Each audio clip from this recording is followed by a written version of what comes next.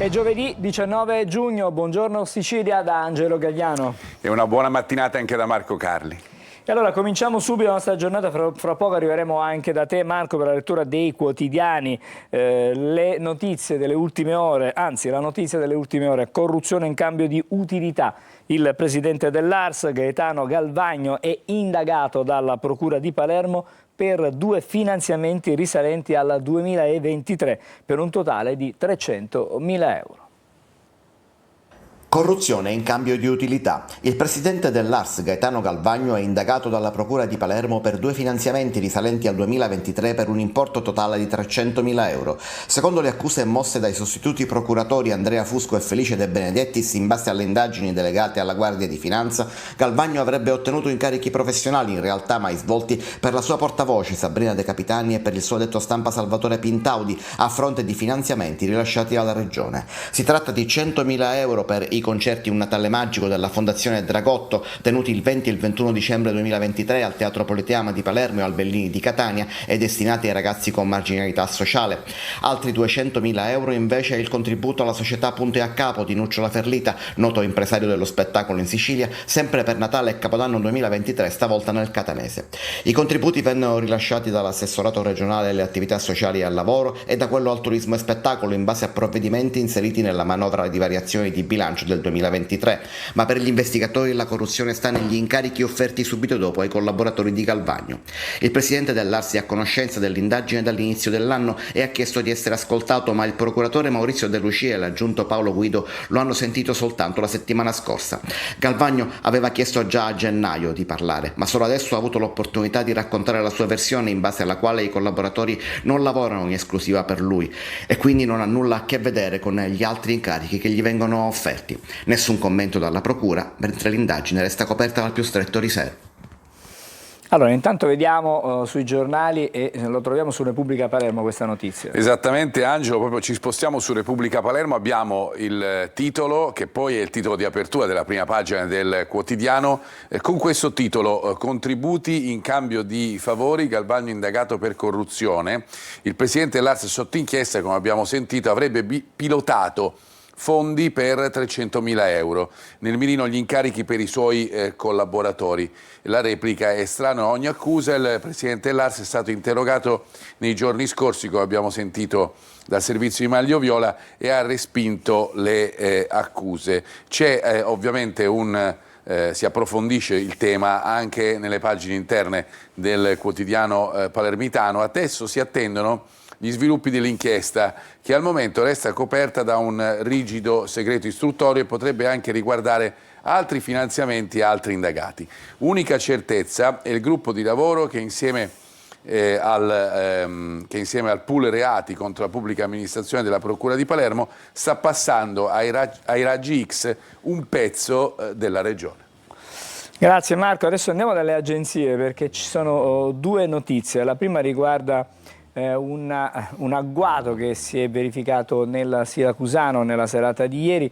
L'uomo è morto in nottata all'ospedale, la vittima è morta in ospedale, 48 anni, probabilmente un'aggressione nei pressi di Mattarella ad Avola. Siamo nel Siracusano, come detto, da una prima ricostruzione. L'uomo sarebbe stato raggiunto durante un agguato, ma non è chiaro se aggredito oppure bersagliato da alcuni colpi di pistola. Sarebbe poi fuggito via e sarebbe iniziato un inseguimento davanti a numerosi anche testimoni che in quel momento affollavano la zona. Sono scattati i soccorsi, però all'ospedale, come detto, in nottata è morto. E poi vi do anche un'altra notizia battuta in questi momenti dall'agenzia ANSA. C'è una nuova fase eruttiva sull'Etna, presente con una intensa attività esplosiva dal cratere di sud-est.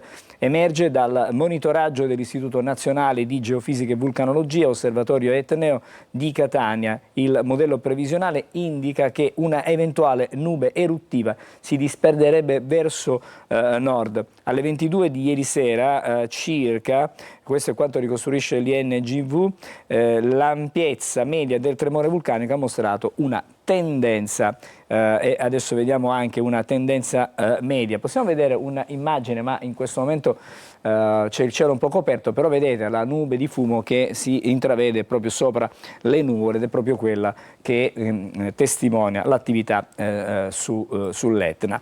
Torniamo in studio, adesso andiamo a Messina, dove si sono aperte le celebrazioni per il 70° anniversario della conferenza proprio di Messina, presenti rappresentanti dei Paesi membri dell'Unione Europea e di potenziali candidati anche ad entrare, ad organizzare il tutto, il Ministero degli Esteri, e abbiamo sentito anche proprio Tajani, Ministro degli Esteri e primo Premier, che ha lanciato un appello ad un'Europa più forte. 70 anni dalla prima firma per l'Europa, si sono aperte a Messina le celebrazioni per il 70° anniversario della conferenza di Messina Taormina del 1955, che fece da apripista alla costituzione dell'allora Comunità Economica Europea, un evento che ha visto tornare nel Salone delle Bandiere i ministri degli esteri dei paesi protagonisti in quell'occasione. Per l'Italia c'era il ministro degli esteri Antonio Tajani, insieme a lui anche il presidente della regione Renato Schifani, i rappresentanti degli stati membri dell'Unione Europea, dei paesi candidati e potenziali candidati e delle istituzioni europee. Le celebrazioni si sono aperte con un momento commemorativo dedicato alla figura di Gaetano Martino. Da Tajani è arrivato un appello per un'Europa più forte. Con l'Europa contiamo. Con l'Europa siamo in grado di proteggere meglio i nostri concittadini. Se pensiamo di fare da soli, siamo destinati a essere marginalizzati e sconfitti, quindi non c'è altro percorso se non quello europeo. L'Europa deve contare, anche perché quello che sta accadendo accade nel Mediterraneo e quindi noi dobbiamo assolutamente fare in modo che il Mediterraneo diventi sempre più un mare di pace. Dobbiamo lavorare per una de-escalation e costruire la pace. Non è facile, è vero, però bisogna essere testardi, come furono testardi i signori che firmarono un atto qua a Messina con l'impegno di un grande padre dell'Europa che era Gaetano Martino. Quindi il trasferimento a Taormina, dove si terrà 1 o 2 giorni di convegni e panel, alla presenza anche della commissaria dell'Unione Europea per l'allargamento Marta Kos, argomenti di strettissima attualità, dal ruolo dell'Europa nel Mediterraneo al tema dell'integrazione e della difesa europea. Parliamo proprio di questa conferenza di Messina, Marco, si può osservare sulla Gazzetta del Sud intanto. Sulla Gazzetta del Sud, quotidiano che chiaramente si occupa molto delle vicende legate alla provincia messinese, comune di Messina, che è stato importantissimo proprio per quello di cui stiamo parlando 70 anni fa, fu fondamentale per l'inizio della struttura europea che adesso tutti conosciamo. E allora Tajani a Messina, più Europa e sovranismi sono insensati. Facciamo vedere anche questa particolarità. Di solito la Gazzetta del Sud apre con le notizie internazionali, in questo caso appunto c'è invece la notizia regionale ma che è anche nazionale, appunto, della visita di Tajani a Messina. Aperte le celebrazioni dei 70 anni della conferenza che pose le basi della futura Unione. A Palazzo Zanca la delegazione dei paesi che sottoscrissero l'atto nel 1955 con gli interventi di Schifani e Basile. Ci sono anche dei riflessi ovviamente sugli altri quotidiani regionali. In questo caso il tema è sulla Sicilia. Il sovranismo nazionale non serve per le sfide globali. Messina 70 anni dopo, il ricordo della conferenza e di Martino, come abbiamo sentito proprio poco fa dalle parole di Tajani, e Schifani che rivendica il ruolo centrale della nostra regione, della Sicilia. Restiamo con le notizie a carattere regionale e parliamo del centro di cardiochirurgia pediatrica del Babin Gesù a Taormina. La permanenza di questo centro, anzi la sopravvivenza devo dire, dipenderà dall'approvazione della rete sanitaria regionale. Tutto questo è emerso ieri in Commissione Sanità all'Ars. Rassicurazioni sulla permanenza del centro di cardiochirurgia pediatrica arrivano da Palermo e dalla Commissione Sanità dell'Ars, dove oggi si è discusso proprio del mantenimento del presidio a Taormina. L'ASP di Messina ha annunciato, il manager QC lo ha inserito nella comunicazione tecnica inviata alla Regione sulla rete sanitaria provinciale insieme alla copertura finanziaria, intanto sino a dicembre 2025, ma c'è la necessità di alcuni passaggi tecnici per l'inserimento nella rete sanitaria regionale che sarà discussa nei prossimi giorni. Intanto prosegue il presidio del Comitato dei genitori dei piccoli pazienti fuori dall'ospedale. La preoccupazione è sempre viva se prima non arriveranno notizie certe sul futuro della struttura, perché al CCPM di Taormina ci sono bambini e bambine nati, cresciuti e tenuti in vita attraverso terapie specifiche e sperimentali. Su di noi non c'è soltanto quindi la spada di Damocle, diciamo, della salute, dell'imprevisto a livello di salute dei nostri figli, dei nostri cari, ma adesso si deve aggiungere in maniera, e perché si deve aggiungere non si capisce, questa problematica delle tempistiche, del dubbio sul quando, sul dove, sul come, non va bene. Questo centro è importante per noi, questo centro, perché senza questo centro noi dove andremo?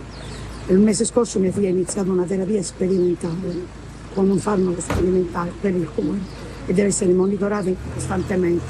E se il 31 luglio finirà tutto, io devo portare mia figlia. Io non voglio vedere mia figlia morire. Questa è la mia preoccupazione. Tanta preoccupazione nelle parole dei genitori. Marco.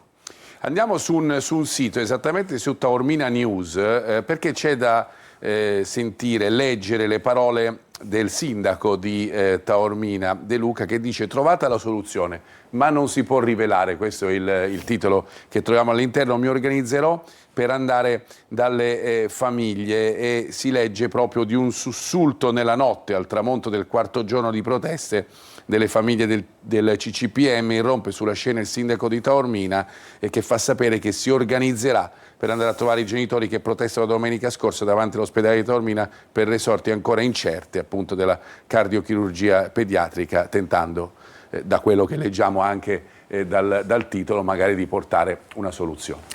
Grazie, fra poco torniamo di nuovo dai quotidiani regionali. Intanto ricordiamo che stamattina si svolgerà fra pochissimo la seconda prova scritta per la maturità 2025, comincerà alle 8:30 sarà materia diversa per i singoli percorsi. Ricordiamo il latino al liceo classico, la matematica al liceo scientifico, per citare soltanto qualcuno, poi lingua e cultura straniera, uno al liceo linguistico, e le altre materie specialistiche proprio rispetto agli indirizzi di studio. Adesso siamo a Catania, spiagge libere e solarium, avanti piano, l'inaugurazione è prevista sabato prossimo. Il servizio. Con grave ritardo rispetto al passato si avvicina il momento dell'apertura delle spiagge libere della Playa, del solarium di Ognine e della passerella per disabili di San Giovanni di Cuti. L'inaugurazione ufficiale, mal tempo permettendo, dovrebbe avvenire sabato 21, come abbiamo anticipato domenica scorsa, ma alla spiaggia libera numero 3, ribattezzata Stromboli, gli amanti della Tintarella la frequentano già da oltre 2 settimane. C'è il servizio di salvataggio, ci sono le docce, ci sono i parcheggi, sempre a pagamento, e purtroppo c'è l'immancabile spazzatura che dà il benvenuto ai bagnanti. A ridosso della passerella, in alcuni punti non certo realizzata a regola d'arte, con viti filettanti sporgenti, si trovano rifiuti e numerosi cocci di vetro, alcuni di questi riversati e mischiati sulla sabbia. Capitolo disabili: non ci sono le scivole, mancano percorsi ad hoc, come denuncia questa signora. La cosa che manca, che è fondamentale, è una bella passerella per i disabili, per i diversamente abili, perché noi possiamo andare. Una cosa che il comune forse non ci ha pensato, e noi per le persone che hanno bisogno dobbiamo pensare ancora di più. Sindaco, pensiamo molto più per i disabili e un pochino per meno alle persone abili o alle persone magari che possono fare di più. Pensiamo per chi non può. Imbarazzante la situazione alla spiaggia libera numero 2 Vulcano, con cumuli di immondizia all'entrata ed un cantiere aperto per l'abbattimento di vecchi manufatti. Scenario immutato malgrado qualche intervento di pulizia alla spiaggia libera numero 1 Etna, dove l'unica montagna è quella delle decine di bottiglie accatastate a ridosso del varco principale. Intanto prosegue il montaggio del solarium del nautico ad Ognina. Conclusa la piattaforma principale, è in corso il montaggio delle scalette per l'accesso a mare. E adesso andiamo di nuovo ai quotidiani regionali. Marco. E ripartiamo dalle prime pagine, Angelo. Lo facciamo dalla prima pagina della Sicilia, con i titoli che raccolgono come sempre un po' quello che succede sia a livello internazionale, poi entreremo nel vivo nella prossima parte della rassegna stampa con la situazione sempre delicata fra Iran e Israele, ma chiaramente si riferiscono tanto alle vicende di casa nostra, in particolare certamente il tema di maturità, perché è vero che è un tema nazionale chiaramente, ma c'è tanta Sicilia, c'è stata tanta Sicilia, come scrive il quotidiano catanese. L'isola irrompe nell'esame di maturità, fra le tracce dello scritto riflessioni su Borsellino e sul Gattopardo. E poi nei titoli sotto la testata c'è un allarme che poi riguarda un po' tutta l'Italia, ma che chiaramente va a concentrarsi in questo caso con lo sguardo su quella che è il dettaglio della nostra regione. La Sicilia si sta spopolando, più a rischio le aree interne, allarme del ministro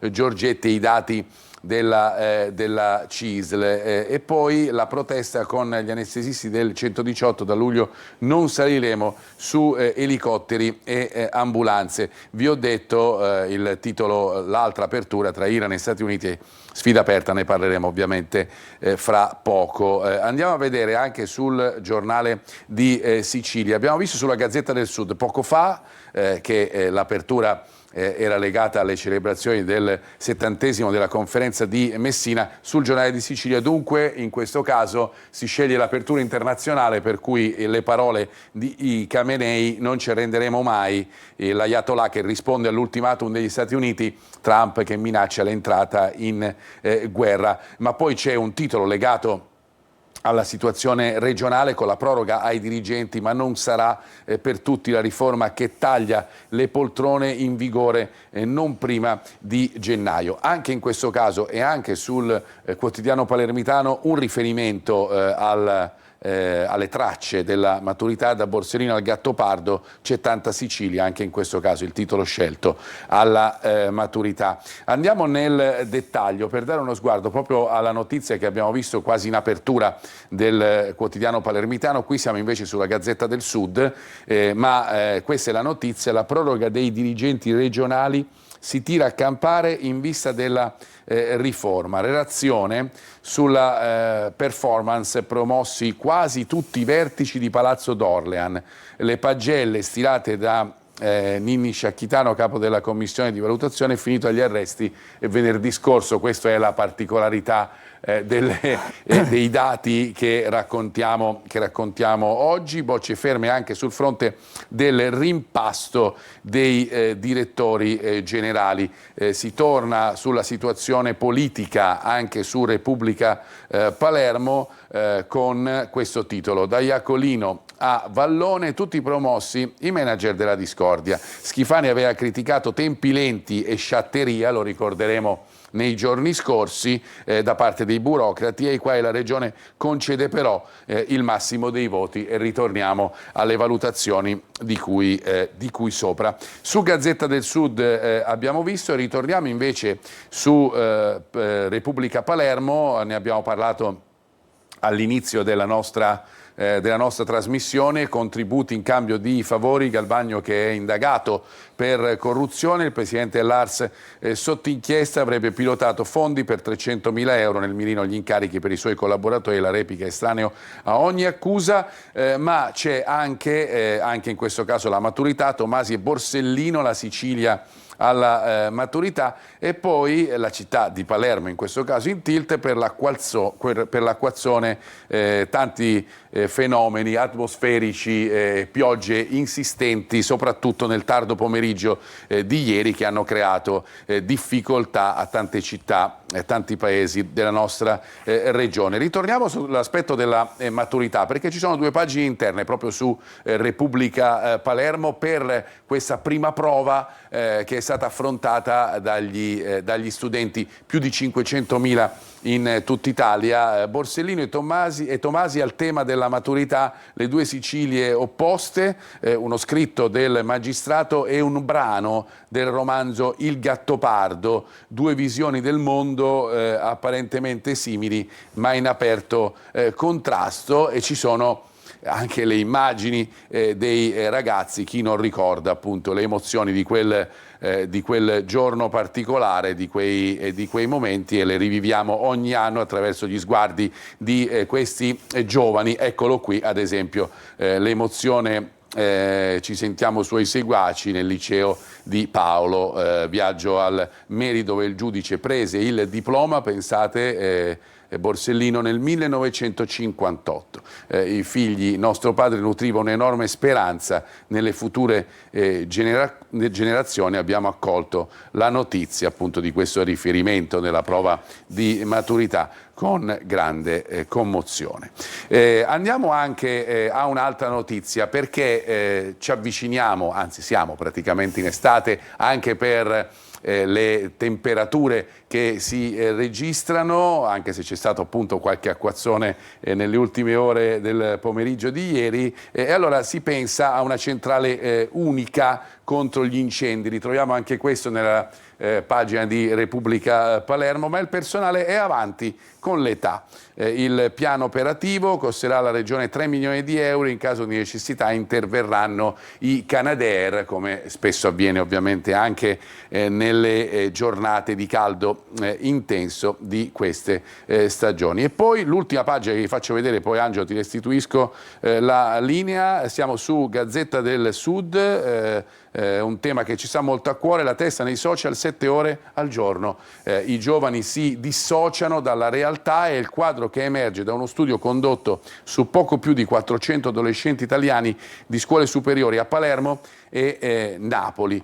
Sono adolescenti, dicono gli studiosi, che si sentono soli. Angelo. Grazie Marco, da te fra pochissimo per la rassegna stampa per la nazionale. Intanto, come sempre al mattino, adesso apriamo il collegamento con la Polstrada, il compartimento della Sicilia orientale. Do il buongiorno all'assistente capo coordinatore Alessandro Dell'Ombra. Buongiorno.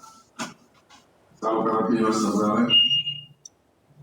Buongiorno, mi sentite? La sentiamo, sì, certamente. Sì, buongiorno a tutti delle spettatori di Sicilia, dal centro operativo compartimentale. Alcune notizie sulla viabilità e il traffico delle nostre autostrade. Partiamo con l'autostrada A20 da Palermo Messina, dove il traffico risulta essere regolare, se non permane la chiusura degli svincoli tra Patti e Prolo in direzione Palermo nella fascia oraria compresa dalle 22 alle 06. Questa chiusura sarà fino al giorno 21 di giugno 2025. Sulla A18 invece non si segnalano criticità, se non rallentamenti in prossimità del casello di San Gregorio in direzione Catania dovuti al traffico intenso. Sempre traffico intenso abbiamo anche sulla tangenziale di Catania in direzione Siracusa da San Gregorio fino a Misterbiano. Anche sulla 18 di Ramazione, conosciuta come Viale Mediterraneo, da San Gregorio a Catania Centro. Sulla 19 invece ricordiamo la presenza di molteplici cantieri lungo tutta la tratta, quindi si prega di prestare massima attenzione durante la guida. Sulla statale invece 121 Catania-Paternò si segnalano rallentamenti tra Piano Tavola e Misterbianco in direzione Catania. Passiamo adesso, come sempre, anche oggi ci teniamo a dare alcuni consigli utili agli utenti della strada. Per garantire la massima sicurezza in strada è opportuno guidare bene in ogni circostanza, prevenendo i possibili contrattempi e i fattori di rischio che possono verificarsi in ogni situazione. Oltre il 90% di tutti gli incidenti è causato da errori del conducente, come scarsa attenzione, reazione inappropriata a un pericolo, violazione delle norme sulla circolazione stradale. Inoltre la velocità eccessiva e la distrazione alla guida sono i principali fattori di incidenti letali. La sicurezza stradale dunque è una responsabilità sociale condivisa. Infatti il corretto comportamento degli utenti della strada, compresi pedoni e ciclisti, garantisce di gran lunga il miglior risultato per aumentare la sicurezza in strada. Con questo è tutto dal centro operativo compartimentale. Una buona giornata. Grazie all'assistente capo coordinatore Alessandro Dell'Ombra dalla proprio sala operativa della Polstrada, la sezione di Catania, ma quella proprio dalla sala operativa di Catania. Adesso vediamo com'è il traffico stamattina su Catania città. Questa è la situazione attuale su via Vincenzo Giuffrida. In entrambe le direzioni mi pare di poter dire che il traffico è abbastanza scorrevole, considerato l'orario. Direi che si viaggia in maniera agevole. Poi andremo a vedere anche fra non molto la situazione sulla circonvallazione di Catania, sul viale Odorico da Pordenone. Vediamo se riusciamo a vedere. Ecco, infatti qui la situazione è un pochettino diversa perché è più rallentata, la vedete nelle immagini, le auto sono incolonnate, quindi evidentemente all'altezza del tondo Gioieni c'è un po' di ingorgo, mentre chiedo alla regia se è possibile di rivedere nuovamente le immagini che ci riportano sull'Etna. Eccolo qui, c'è molto nuvolo, il cielo è nuvoloso, però vedete quel pennacchio sopra in alto conferma che c'è attività esplosiva dal cratere di sud-est e quindi c'è una nuova attività del vulcano. Aggiornamenti chiaramente nel corso della mattinata con i nostri telegiornali. Adesso facciamo una breve sosta, dopo torneremo ai giornali, quelli nazionali, con Marco Carli.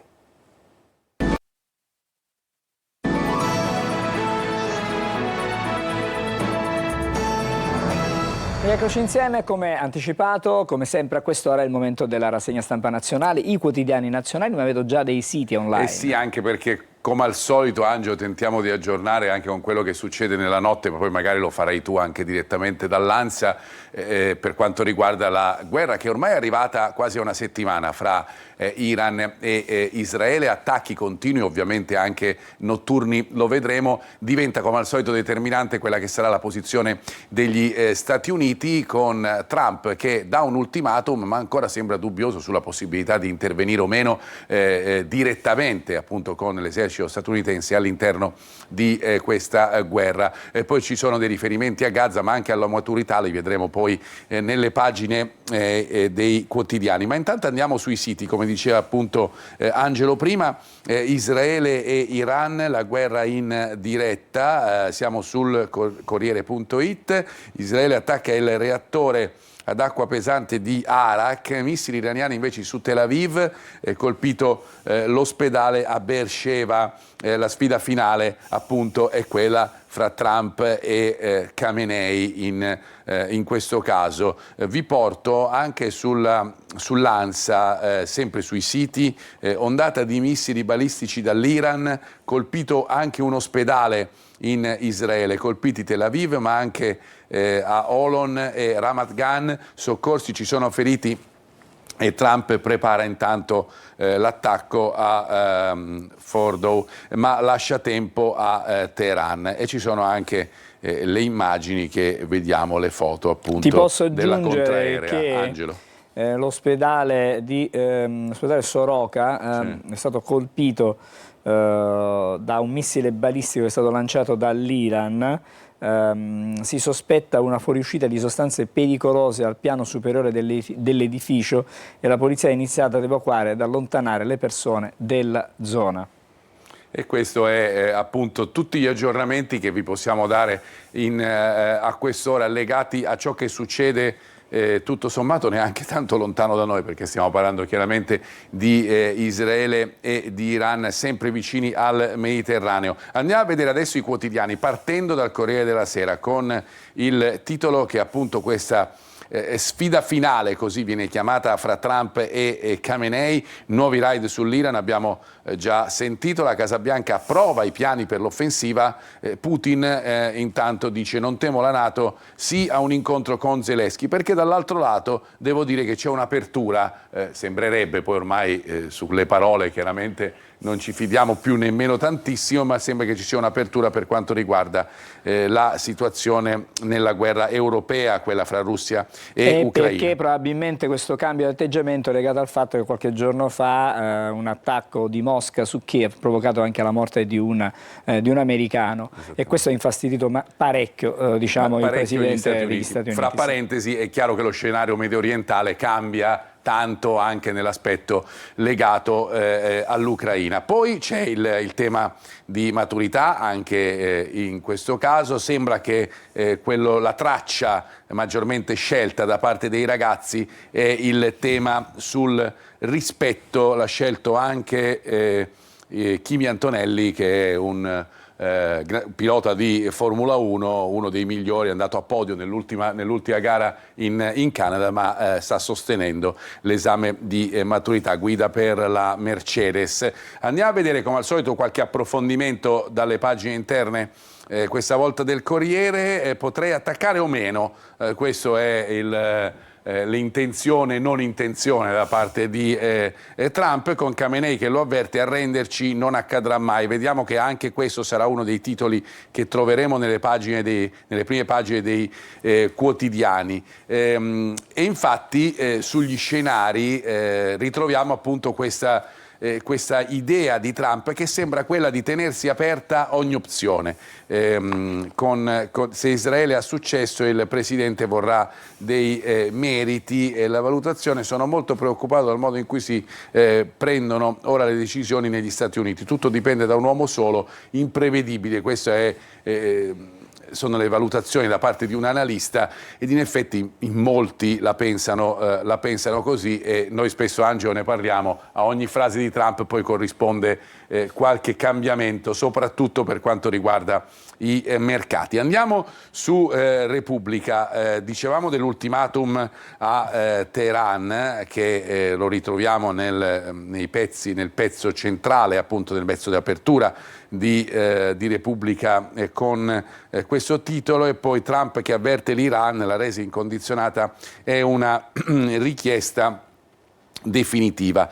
Ma come risponde a tutto questo anche il Khamenei? Ma soprattutto, dove andiamo a trovare anche l'ultimatum? Sempre sul Giorno, ad esempio, ultimatum all'Iran e muove i bombardieri. Questo fa Trump, il presidente, che dice un diktat definitivo. Teheran vuole venire a negoziare, gli ayatollah la resa mai, e Macron intanto chiede lo stop ai raid di Israele su obiettivi non nucleari. Meloni: possibile la de-escalation, l'Italia che ci sta provando sotto l'aspetto della diplomazia.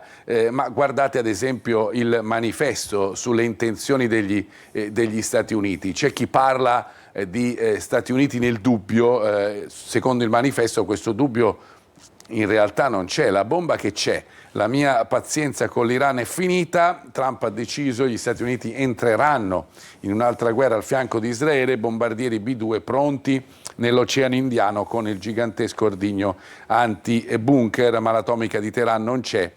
E queste sono le notizie che troviamo proprio sul manifesto. Ma dicevamo, dall'altro lato c'è la reazione da parte dell'Iran, c'è la reazione da parte di Khamenei, che dice non ci arrenderemo mai, e lo troviamo ad esempio sul Sole 24 Ore. Mai la resa, mentre si riportano anche le parole di Trump, con la pazienza che è in realtà finita. Questo leggiamo appunto sul Sole 24 Ore. Ad esempio, e a proposito, chi finisce prima i missili, è questo il titolo della Verità, non ci arrenderemo mai, con il Presidente degli Stati Uniti ora è tardi per trattare. E fondamentalmente il titolo riassume un po' quella che è la situazione attuale, quella che potrebbe diventare la situazione attuale se non andasse in porto l'opera diplomatica che abbiamo visto portata avanti da alcune nazioni, fra cui anche l'Italia. Parliamo anche di altro, ad esempio sul manifesto troviamo la situazione a Gaza, e che non è certo una situazione non drammatica. A Gaza 140 morti in 24 ore, se ne parla di meno in questo momento, ma la situazione è questa, e la ritroviamo anche sul manifesto. Mentre, se vogliamo andare a vedere notizie legate all'esame di maturità, le troviamo ad esempio sul Messaggero, con Chini e gli altri. Ne abbiamo già parlato, la maturità della generazione Covid, perché in realtà i ragazzi che appunto adesso fanno l'esame di maturità avevano poco più di 12-13 anni appunto nel momento in cui c'è stato il Covid. Tra i 500.000 studenti, il campione di Formula 1, ho scelto il tema del rispetto, questo leggiamo sul Messaggero. Ma una riflessione legata all'esame di maturità, con cui concludo questa parte della rassegna stampa, ci viene dal Foglio. Guarda il titolo, Angelo, no? i ragazzi della maturità non hanno copiato dall'intelligenza artificiale, sono le banalissime tracce che sembrano fatte da chat GPT, quello gratis. Questo è il riferimento che ci fa il Foglio. Angelo, a te. Grazie Marco. Allora adesso facciamo una breve sosta, guardiamo le previsioni meteo per la giornata di oggi e poi il primo ospite della mattinata. Parleremo di diabete, ma parleremo di una nuova cura importante per chi soffre di questa malattia. Fra pochissimo. Bentrovati da Clara Ventura di Trebi Meteo. Nella giornata di giovedì inizialmente prevarrà il sole su tutta l'Italia, ma nella seconda parte del giorno avremo della variabilità nelle aree interne del centro-sud e sulla costa del medio-basso versante tirrenico. Dunque in Sicilia situazione molto variabile con dei fenomeni inizialmente sul versante ionico che tenderanno poi ad espandersi progressivamente sul resto del territorio con temporali localmente intensi nelle aree interne. Temperature massime diurne non elevate, il termometro infatti non andrà oltre i 28-29 gradi. E dunque per quanto riguarda la giornata di venerdì la pressione tornerà ad aumentare sulla Sicilia, avremo solo qualche debole fenomeno nel corso del pomeriggio ma poi in rapido esaurimento, una serata dunque con clima asciutto e con al più qualche nuvola di passaggio. Temperature massime diurne che non subiranno particolari variazioni. Tutti i dettagli in merito sull'app di Trebi Meteo. Poi magari.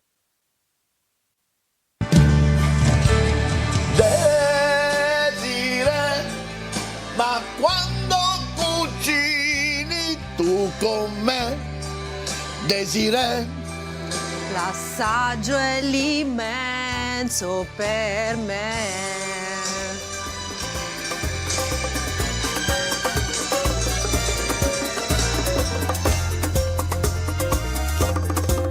Tutti i giorni su Antenna Sicilia. Molto bene, di nuovo in studio a Buongiorno Sicilia. Buongiorno per essere con noi alla professoressa Laura Sciacca, dirigente medico di endocrinologia dell'Arnas Garibaldi. Buongiorno. Buongiorno. Grazie per essere con noi. Stamattina parliamo di una malattia, il diabete, che è una malattia, diciamo, nascosta quando non si conosce di esserne praticamente affetti e che può comunque provocare disastri davvero al nostro corpo. Però Catania, l'Italia in particolare, ha questa, diciamo, questa capacità, ha avuto questa capacità di essere capofila in una nuova soluzione per chi ogni giorno deve assolutamente somministrare l'insulina. Si fa ogni giorno, 365 giorni all'anno, oltre che essere un fastidio anche un disagio, sicuramente anche da un punto di vista psicologico. Cos'è questa insulina basale settimanale? Sì, allora l'insulina basale settimanale è un'insulina che viene fatta una volta alla settimana. Questo, diciamo, è stato veramente un evento, è una cosa molto importante per le persone che sono affette da diabete, perché, come lei ben diceva, si passa da 365 somministrazioni al giorno a 52, quindi ovviamente l'aderenza, che è quello alla terapia, che è quello che è un po' il problema per chi ha questo tipo di malattia, viene migliorata nettamente. Come mai questa insulina da tutti i giorni? È un'insulina basale, allora bisogna intanto distinguere che un'insulina basale vuol dire un'insulina che si fa per permettere che la glicemia stia entro valori di normalità tutte le 24 ore, quindi non è l'insulina che si fa per il pasto, per permettere che gli zuccheri che sono contenuti, i carboidrati che sono contenuti nel pasto vengano utilizzati, è un'insulina che si chiama proprio basale perché copre le 24 ore. Cosa cambia per il paziente? Cioè ha gli stessi effetti? Ha gli stessi effetti assolutamente, l'efficacia, quindi far sì che le glicemie nell'arco del tempo, che viene monitorata con quella che si chiama emoglobina glicosilata o emoglobina glicata, sia ottimale per evitare quelle che lei diceva che possono essere i disastri, cioè le complicanze croniche, avere problemi al cuore, avere problemi ai reni, agli occhi. Quindi l'efficacia a far sì che le glicemie restino entro valori di normalità è assolutamente paragonabile a quella dell'insulina fatta tutti i giorni ed è sicura. Cosa vuol dire sicura? Il problema dell'insulina quando è in eccesso è che può dare un abbassamento della glicemia, quello che si chiama ipoglicemia. Bene, si è visto che con questa insulina settimanale, perché il timore qual è? Che le unità, cioè la quantità di insulina che si fa in una settimana, una volta alla settimana, ovviamente è molto maggiore rispetto, bisogna moltiplicare per 7 quella che normalmente si fa. Quindi se una persona normalmente fa un'insulina quotidiana e ne fa 10 unità, ne dovrà fare 70. Questo numero può spaventare, però è una quantità giusta, perché l'insulina dura 8 giorni, cioè 8,1 giorni è stato calcolato, quindi una settimana. Quindi viene rilasciata lentamente, si lega di fatto a una proteina del sangue che è l'albumina, la conosciamo un po' l'albumina, quindi si lega a questa proteina e si lega molto forte a questa proteina, quindi viene rilasciata lentamente. Ma diciamo l'Italia in questo è stata capofila, assolutamente l'intuizione arriva dall'Italia. Sì, allora ovviamente gli studi, come ormai si sa, sono a livello internazionale, quindi tutti gli stati partecipano contemporaneamente alle varie fasi degli studi clinici per permettere poi che l'insulina venga utilizzata, venga commercializzata. L'Italia è stata pionera in questo perché l'Agenzia Europea dei Farmaci, che si chiama EMA, già a marzo dell'anno scorso, del 2024, ha autorizzato questo tipo di insulina, ma l'Italia è stata l'unica che, grazie all'AIFA, ha permesso, quindi l'Agenzia Italiana del Farmaco ne ha dato l'autorizzazione. L'unica differenza, diciamo, al momento è che non in tutte le regioni è prescrivibile. Ci sono 2 regioni, e ahimè sono le isole maggiori, la Sicilia e la Sardegna, in cui siamo un po' poco indietro. Cosa bisogna fare? Bisogna aspettare che l'assessorato della Sicilia lo deliberi e quindi approvi questa prescrivibilità. Siamo già a buon punto del traguardo, perché ci aspettiamo che possa essere prescrivibile con una normale ricetta, così come facciamo con tutte le altre insuline, proprio a fine giugno, primi di luglio. Ci sono impatti dunque positivi per i pazienti, ma ci sono impatti sulla sostenibilità per quanto riguarda il numero dei dispositivi anche da utilizzare per la somministrazione. Assolutamente sì, anche questo è stato un aspetto che è stato valutato anche con studi fatti ad hoc, perché l'insulina è contenuta in quelle che chiamiamo penne riempite, cioè all'interno di questa, assomiglia a una penna, per questo la chiamiamo penna, c'è un liquido con tante unità che permette di essere utilizzato ovviamente più volte. Però è fatta da questa penna di plastica e anche gli aghetti che si utilizzano monouso ovviamente hanno una parte di plastica. Quindi risparmiare da 365 a 52 somministrazioni ovviamente è un impatto importante anche dal punto di vista ambientale. Oggi sappiamo quanto questo aspetto sia veramente importante da considerare sempre. Nel nostro paese un paziente su 3 ancora non riceve, diciamo, un'insulina, nonostante, diciamo, ne avrebbe necessità, ne avrebbe bisogno. Esatto. Perché? Cosa succede? Allora, è un po' quello che avevamo detto, cioè i numeri in Italia si dice che circa 1.300.000 persone col diabete di tipo 2. Ecco, una cosa che vorrei dire, anticipando un pochino, spostando un po' la domanda che mi aveva fatto, è che ovviamente questo tipo di insulina basale settimanale è prevalentemente un'insulina per il diabete di tipo 2, cioè il diabete, quello diciamo cosiddetto dell'anziano, quello che viene più avanti con l'età, quello che normalmente viene gestito con farmaci che non sono insulina, ma c'è un 30% della popolazione, che è questo 1.300.000 circa di persone col diabete di tipo 2 in Italia, che hanno bisogno invece di fare questa insulina basale, magari in aggiunta ad altri tipi di farmaci. Potrebbe anche essere utilizzata in quelle persone col diabete di tipo 1, cioè quel tipo di diabete completamente diverso, che è meno rappresentato e che è prevalentemente in soggetti giovani, in cui invece oltre a fare l'insulina basale devono fare anche l'insulina per i pasti, devono fare l'insulina a vita perché diciamo un salvavita. Potrebbe anche essere utilizzato in queste persone col diabete di tipo 1, però devono essere ben selezionati, mentre nel diabete di tipo 2 sicuramente tutte le persone col diabete di tipo 2 possono passare dall'insulina quotidiana all'insulina settimanale. Parliamo di 1.300 persone circa, ma 1.300.000 circa, e in Sicilia, se vogliamo rapportarlo, sono circa 300.000 persone, ma di queste diciamo non tutte, appunto, perché manca, allora l'insulina è vista spesso come un fallimento personale di non aderenza alla terapia, quindi la persona tende a dire no, mi applico un pochino di più perché non voglio fare la puntura, non voglio farla. Quindi c'è un po' una paura anche della somministrazione di insulina.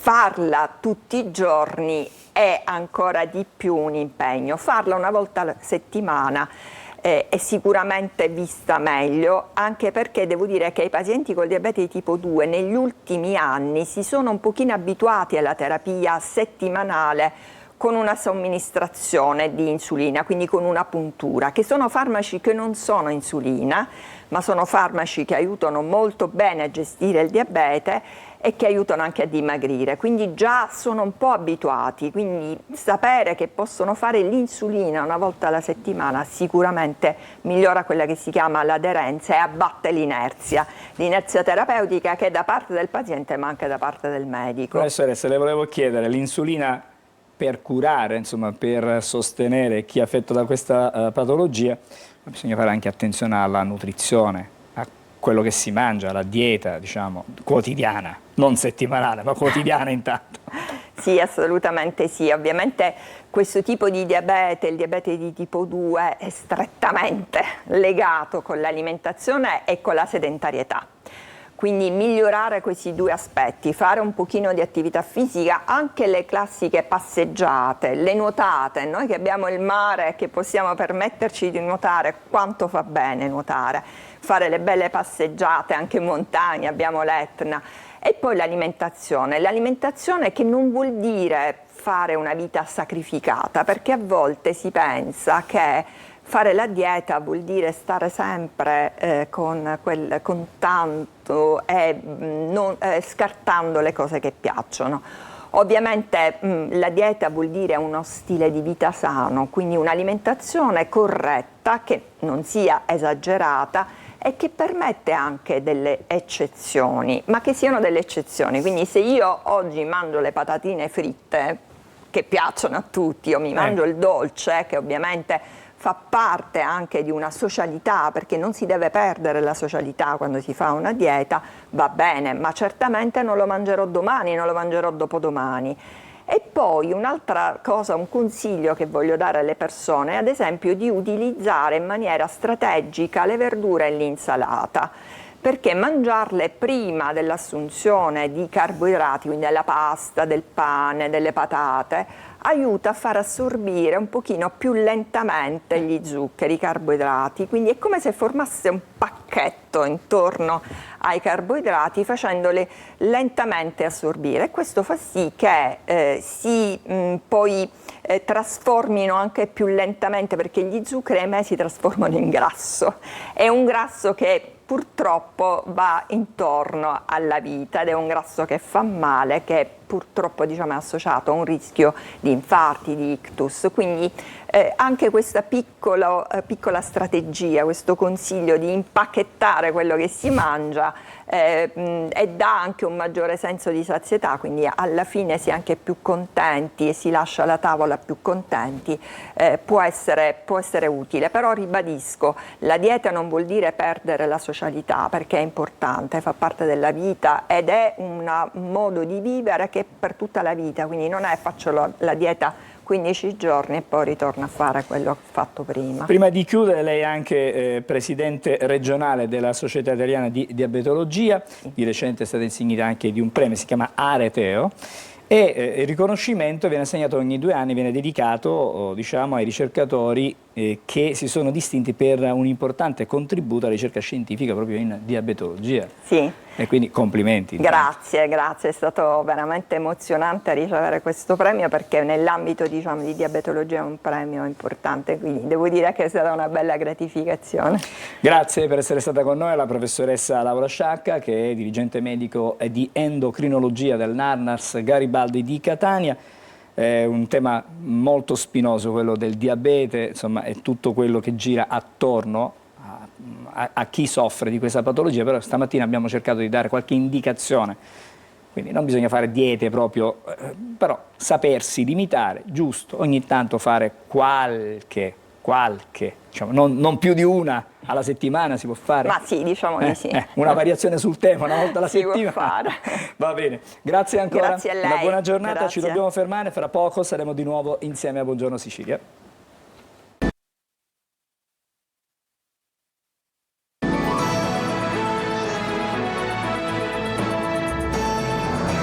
Eccoci, siamo di nuovo insieme a Buongiorno Sicilia. Adesso parliamo di opportunità per gli ex detenuti, ma anche per alcuni detenuti che hanno queste condizioni che adesso cercheremo di capire. Intanto buongiorno a Fabrizio Fronterre, buongiorno, che è il presidente del gruppo Giovani Imprenditori di Confindustria Catania. Grazie anche al collega Maurizio Nicita per essere con noi stamattina, responsabile di Seconda Chance Sicilia. E da questa, diciamo, sinergia tra Confindustria e Seconda Chance nasce per l'appunto questo progetto.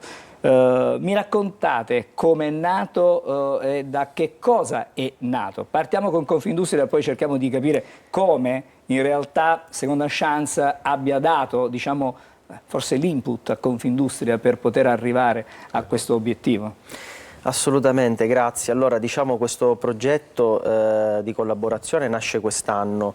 In qualche modo è un'iniziativa che mi sono sentito di portare in seno al Consiglio di Presidenza di cui faccio parte, ed è stata subito appoggiata ovviamente dai miei colleghi, perché la Fondazione Seconda Chance, come spiegherà meglio appunto l'avvocato Nicita, effettivamente crea questo contatto fra le imprese e i detenuti o gli ex detenuti per, diciamo, il reinserimento lavorativo.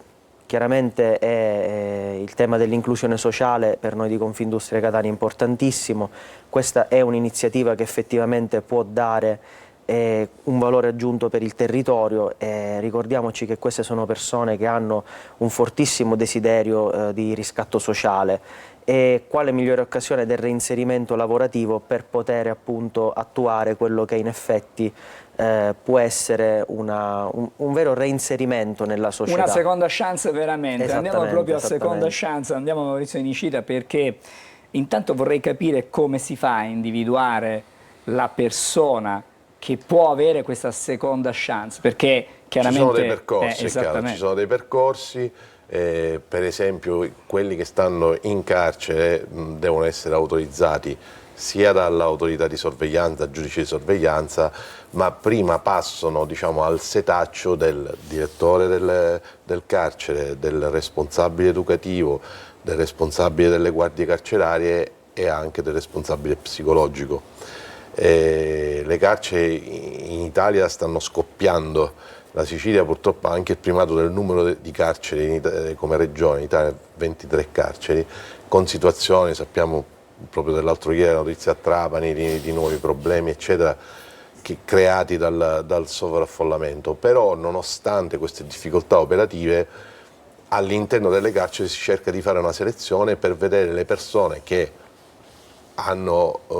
stanno scontando in una maniera corretta la loro pena, hanno avuto magari già i primi permessi, si sono comportati correttamente, sono stati anche possibilmente formati anche professionalmente, perché ci sono dei corsi all'interno delle carceri, e quindi io proprio appena uscirò da qui andrò al carcere di Caltagirone stamattina per parlare con 3 persone che sono avviate. Dopodiché appunto noi facciamo da ponte, da match con le aziende per andare a proporre queste persone.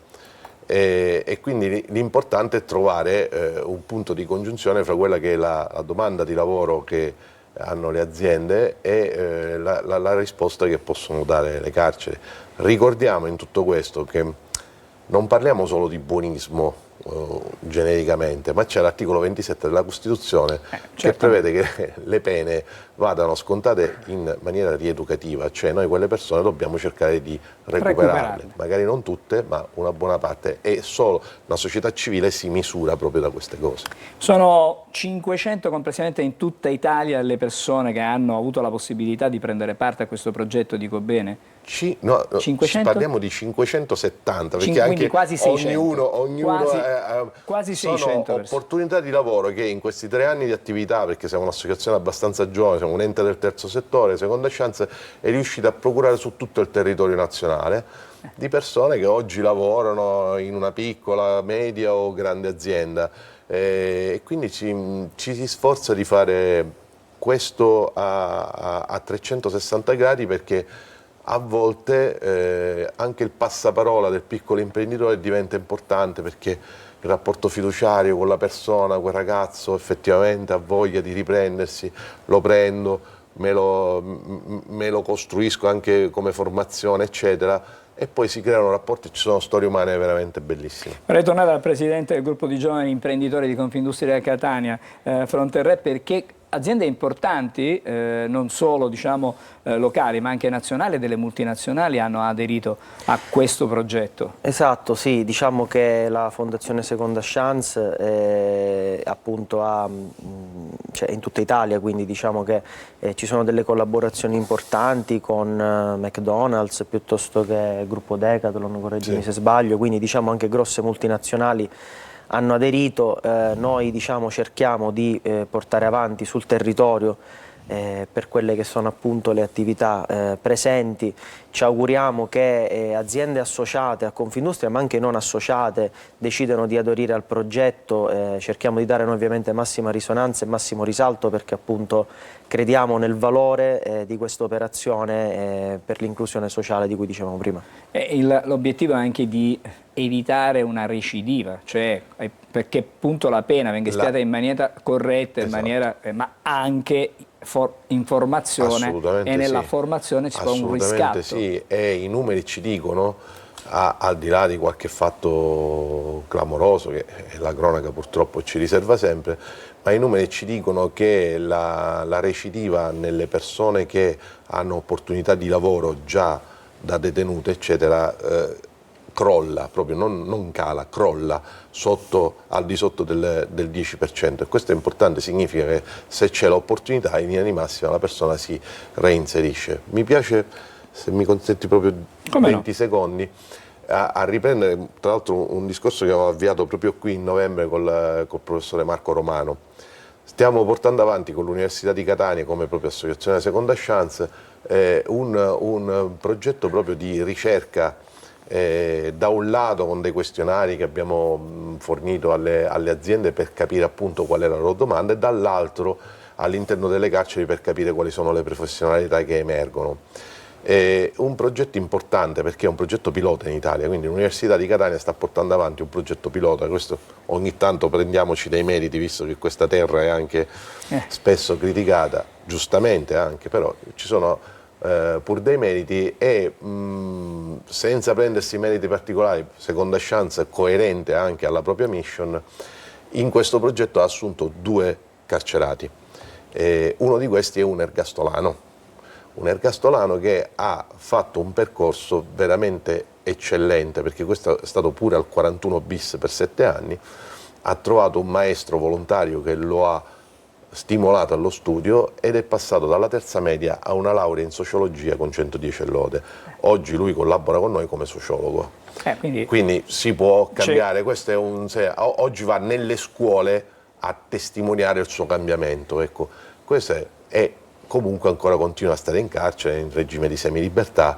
C'è la speranza, bisogna che ci sia sempre, ci devono essere, bisogna creare delle infrastrutture valide. E per questo vado di nuovo da Confindustria e andiamo a chiudere. È uno strumento di coesione sociale, è un modo veramente per una crescita condivisa anche per chi magari forse è stato sfortunato nella vita, perché ci sono tanti casi. Assolutamente, quindi l'obiettivo è proprio questo, persone che hanno un forte desiderio di riscatto sociale, persone che hanno voglia di impegnarsi attivamente nel lavoro, e può essere, oltre che il lavoro è di per sé una valvola di sfogo, anche un modo per evitare di tornare verso vecchie abitudini o comunque diciamo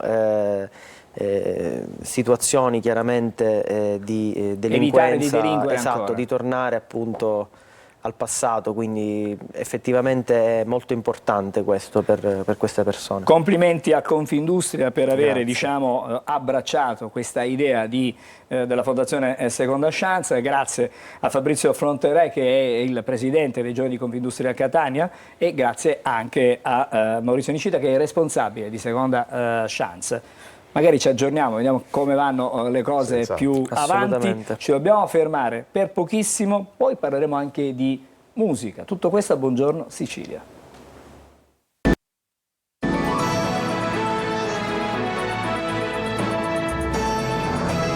Eccoci di nuovo insieme, stavolta come anticipato parliamo di musica. Buongiorno a Giuseppe Cucè, musicista, non solo musicista, artista a 360 gradi per quello che vedo io. Attenzione, vi faccio vedere subito, dov'è? Ecco qua la telecamera, vi facciamo vedere, questo è un album, un 33 giri, un LP, su vinile.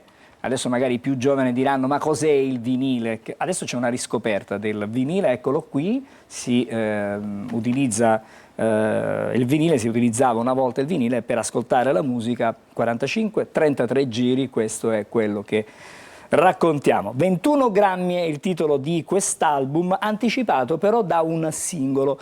È tutto così vero. Cosa significa questo brano? Cosa ci vuoi dire con questo brano? Allora, in realtà è una sorta di viaggio nella memoria, quindi cerco in questa canzone di raccontare un po' quelle prime volte, quando hai quei primi contatti fisici, quando ancora il tuo corpo e la mente non sono perfettamente allineati e non risultano assolutamente come te li sei immaginati. Sono un po' quelle prime volte, come dire, apparentemente romantiche nella testa, ma poi invece sono abbastanza crude e poi lasciano un po' quel retrogusto amaro, un po' con quella un po' insoddisfazione, se vogliamo anche un po' di delusione. Allora, noi abbiamo una clip a supporto, sentiamo qualcosa? Certo. Non ce l'abbiamo, la stanno preparando, fra un po' la sentiremo, però nell'album tu metti dentro delle canzoni che nel corso degli anni hai realizzato, partendo dal 2022, se non dico male, si arriva sino al 2024, cioè l'anno scorso, e poi ci mettiamo anche dentro questo. È tutto 3 così anni vero, di percorso. che è uscito un album, cioè un singolo che è uscito il mese scorso, che anticipa l'uscita dell'album domani, quindi in realtà ce lo stai proponendo in anteprima, il 33 giri, che uscirà anche nel formato digitale? Sì, anche in formato digitale, in streaming, ovviamente nelle piattaforme digitali tipo Spotify, Amazon Music, Apple Music. Ovviamente ci sarà anche la possibilità di poter acquistare l'oggetto fisico che è il vinile. Ma 21 grammi perché? 21 grammi perché c'è questa famosissima leggenda che narra di questi 21 grammi e che corrisponderebbero al peso dell'anima. Cioè il nostro corpo nel momento in cui diciamo, lasciamo questo mondo, questa terra, peserà 21 grammi in meno.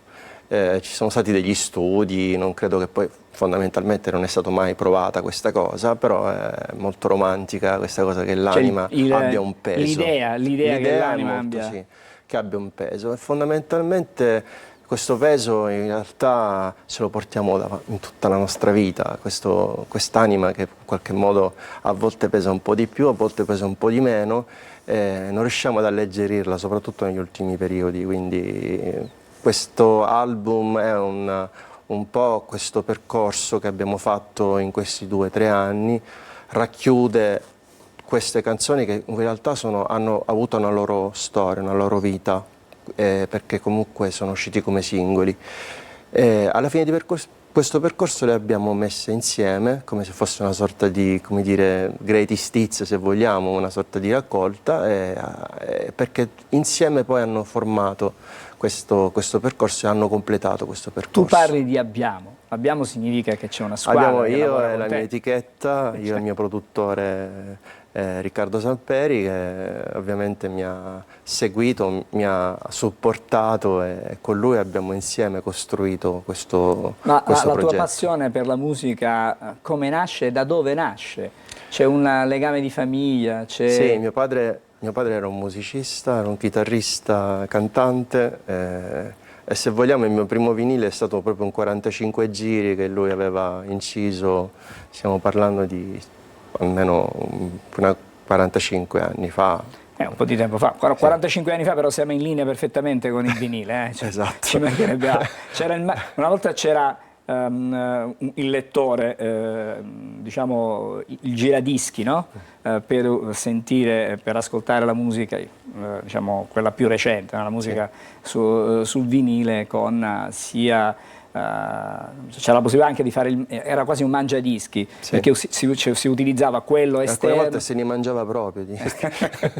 No, c'erano quelli in cui si infilava sia diciamo, la cassetta per cui si leggeva la vecchia cassetta stereo 7, sia anche quelli più piccolini la possibilità di poter leggere il 45 giri, non chiaramente il 33, perché il 33 si metteva sul giradischi e poi si andava a selezionare la traccia manualmente. Adesso basta digitare un numero, diciamo in digitale, e arrivi subito alla canzone. Anche basta dire. Basta anche semplicemente dire, non digitare nessun numero. Esatto. Oggi è cambiato il mondo, ma però sto vedendo che c'è un ritorno in qualche modo, non so se è nostalgico, però il mercato del vinile sta prendendo di nuovo piede. Certo, probabilmente è un pubblico di nicchia, però ascoltare la musica dal vinile non è la stessa cosa che ascoltare la musica dal digitale. Sicuramente ha un sapore molto retro, ma una profondità anche del suono che è diversa. Una profondità del suono differente, è quasi percettibile, è quasi materiale, il suono diventa materiale, non è più etereo come quello che magari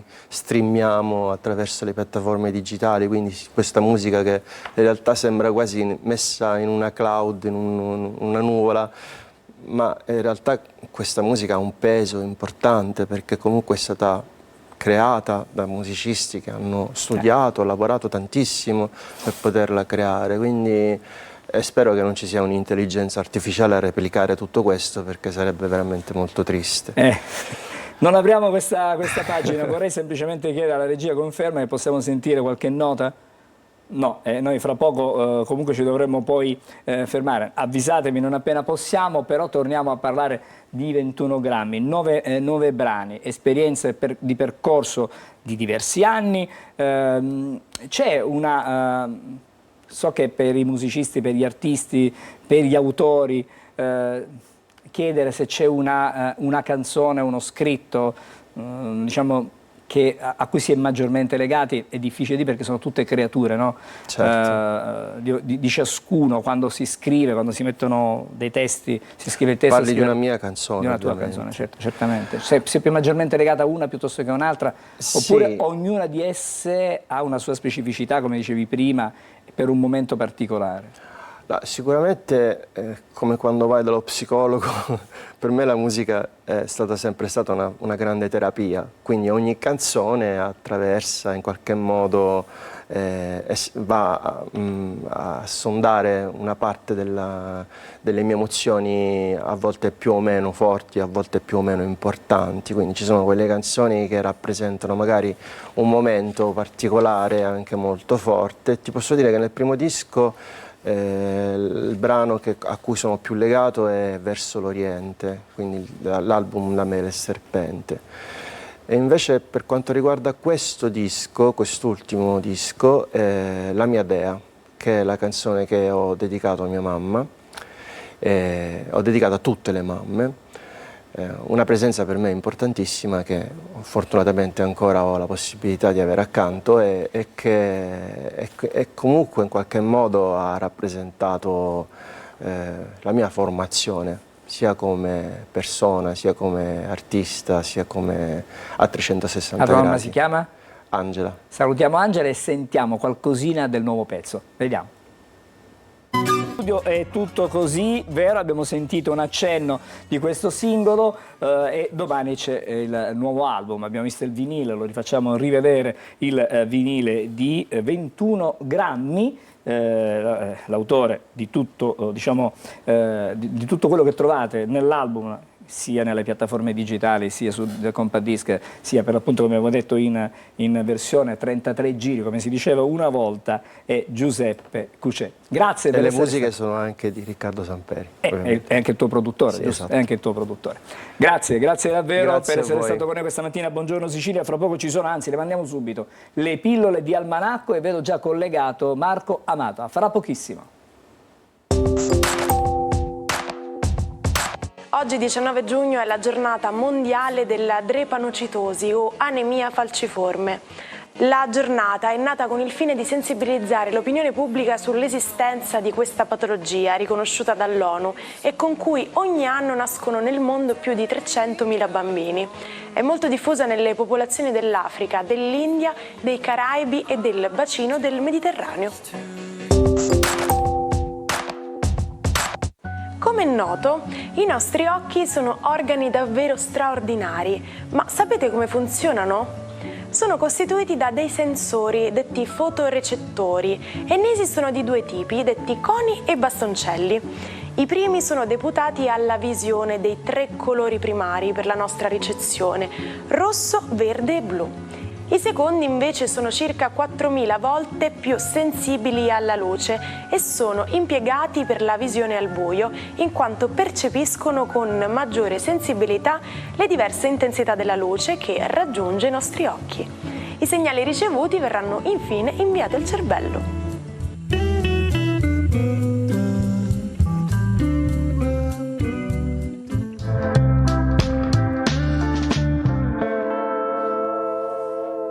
È il momento, come anticipato, di sentire, vedere Marco Amato. Buongiorno Marco, buon caffè, ben trovato. Buongiorno Angelo e buongiorno Sicilia. Oh, stamattina c'è una polemica, mi pare di poter dire che c'è una polemica fra queste due, due signore della musica e del cinema, giusto? Esattamente, giocano su due tavoli entrambe perché sono Matilda De Angelis ed Elodie, due bellissime ragazze del nostro panorama artistico che hanno ricevuto, e qui l'omaggio della mia tazzina, il Nastro d'Argento. Il Nastro d'Argento, ricordo, il premio giornalistico che lo danno praticamente i giornalisti, quindi è un premio della critica molto importante, molto di spessore. Spero di vincere un giorno pure io, però a parte questo, allora è stata una situazione un po' inedita perché è stato dato un premio ex aequo a entrambe. Per cui ci sono state un po' di polemiche. Elodie, da brava toro venusiana, si è mantenuta un po' più gentile, da brava vergine, la De Angelis, un po' più spigolosa, non ha fatto mistero dell'essere un po' imbarazzata e in difficoltà in questa strana situazione. Ciò che però è bello per le stelle osservare è che comunque la bravura e la bellezza di queste due versatili artiste è stata comunque premiata. La ragione zodiacale è nel loro elemento, l'elemento terra, l'elemento del concreto. I segni di terra, Toro, Vergine e Capricorno, hanno una maggiore attenzione degli altri alla concretezza carrieristica. Quindi è anche naturale che sì, vengano premiati, ma che nasca anche la valutazione critica e la polemica, per carità. In ogni caso i segni di terra stanno godendo di un momento veramente eccezionale perché Venere è in Toro, quindi come in un bellissimo e antico film che vedeva protagonista Franca Valeri e Sofia Loren, che era appunto nel segno di Venere. Venere in Toro si esprime con fortuna, bellezza e vi ricordo Venere è anche il pianeta della piccola fortuna, per cui non ha la potenza di Giove ma è edonista, è godereccia e porta fortuna. Auguri alle signore. E dunque la situazione dello zodiaco di oggi è la seguente: la Luna entra in Ariete, per cui si congiunge a Saturno e a Nettuno, ma quadra con Giove, quindi si diverte un po' a prendere in giro i sogni di tutto lo zodiaco, in particolare di Ariete che deve concretizzare concretizzare dei sogni nella realtà. Senza ansia da prestazione ci riuscirete. Toro, godetevi questa bella Venere che vi porta tantissimo e che vi struttura molto. Gemelli, per voi questa situazione zodiacale è abbastanza completa, proprio perché seppure i pianeti litigano, voi prendete il meglio sia di Giove che in seconda casa, quindi soldini, ma anche una certa attenzione all'economia perché pensate di aver esagerato. Ridimensionatevi un po'. Oggi un po' di ansia da prestazione per un evento particolare. Cancro, la Luna oggi con Nettuno fa sognare la vostra dea, quindi vi regala sogni che però vogliono dare una casa, un luogo e un comportamento concreto alla vostra relazione. Leone, troppo distanti questi pianeti, un po' troppo confusi per voi, per cui deciderete semplicemente di osservare tutto un po' da lontano. Oggi avrete il vostro momento di protagonismo, ma senza incedere troppo. Vergine, per voi tutti questi movimenti planetari rappresentano un po' un'ansia, sentite un po' di confusione intorno a voi, qualcosa su cui non vedete chiaro in serata, però avrete un momento molto leggero, ricucite il rapporto con qualcuno che sentite distante. Bilancia, la Luna e gli altri pianeti stanno operando in una maniera tale da farvi vedere necessariamente quali sono gli errori di sistema. Voi Bilancia, che siete il segno della valutazione, troverete sicuramente il bandolo della matassa Scorpione. Una Luna un po' critica oggi, una Luna che vi obbliga a mettere i puntini sulle i, una Luna che vi raccomanda di essere un pochino più modulati. Sagittario, per voi la Luna invece è molto compatibile e proprio con Giove, il vostro pianeta, tenta di farvi capire quali sono i sogni realizzabili e quelli no. Non rimaneteci male, semplicemente coltivate quelli irrealizzabili. Capricorno, per voi questi pianeti sono un po' difficili perché non amate l'irrazionalità, il sentimentalismo e la confusione. Oggi siete un po' distonici. Acquario, divertenti questi pianeti per voi che vi regalano un momento di protagonismo e che vi mettono nella condizione di essere assolutamente vincenti. Oggi però dovete essere poliedrici e avere un occhio per tutto e per tutti. Pesci, per voi questa configurazione planetaria è una configurazione di romanticismo, vedete intorno a voi le cose che vi piacciono, le amate, sottraetevi però a tutto quello che vi sembra una costrizione. I pesci hanno bisogno di liberarsi un po'. E detto questo, auguro a tutti una splendida giornata. Ciao Angelo, buongiorno Sicilia. Grazie Marco, ci ritroviamo domani. Adesso passo anche da un Marco all'altro, vado da Marco Carli, perché ci sono degli aggiornamenti che riguardano il conflitto tra l'Iran e Israele. Andiamo Angelo su Corriere.it perché troviamo proprio all'interno del sito quelli che sono gli ultimi aggiornamenti, perché l'abbiamo detto proprio in avvio della nostra trasmissione, dell'attacco all'ospedale Soroka. Soccorsi, chi si occupa dei soccorsi parla di 65 feriti, attacco dell'Iran a Israele. 65 persone sono rimaste ferite nel bombardamento iraniano di questa mattina, 6 civili sono gravemente feriti, 2 dei quali sono stati evacuati allo Sheba Hospital e 4 in un altro ospedale di un'altra città, di Olon.